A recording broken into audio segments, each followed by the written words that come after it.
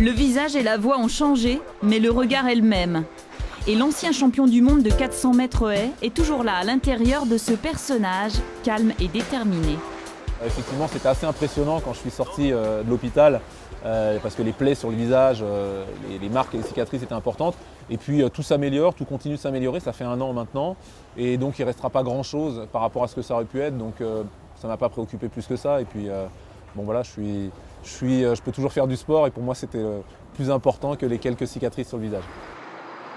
Vite oublié, ce jour de janvier 2011, le brutal accident de vélo dans le col de Vence et la mort frôlée de près. Le mental y est pour quelque chose. Avec son épouse Odile, heptathlonienne, Stéphane a des projets plein les cartons, entre autres faire un triathlon, le Tristar de Cannes en avril. Salut, comment vas-tu? Je suis pas dans mon élément, rigole pas ça. Tout diaganat qu'il soit, nos athlètes doivent améliorer leur crawl pour participer dignement à leur premier triathlon. Ils descendent dès qu'ils peuvent de Vence, leur ville d'adoption depuis 4 ans, pour s'entraîner avec les meilleurs à la piscine d'Antibes. C'est pas notre spécialité, on va dire. Il y a pas mal de choses qui sont pas forcément compatibles tout de suite avec la course à pied. On a des habitudes, donc il faut trouver du relâchement. Mais bon, c'est intéressant, c'est sympa.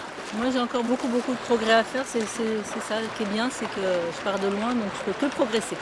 Par rapport à tous ceux qui nagent là depuis des années, il s'en sort très bien. Il a une bonne glisse.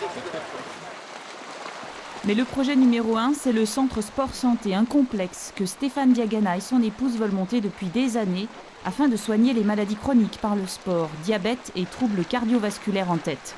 L'accident n'a pas coupé longtemps leur élan.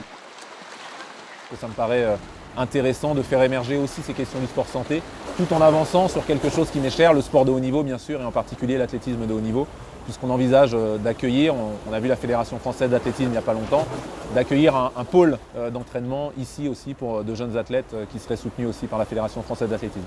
Dès qu'il a pu recommencer à être opérationnel, on a vraiment mis toute notre énergie sur le projet qu'on a de sport santé et sport de haut niveau.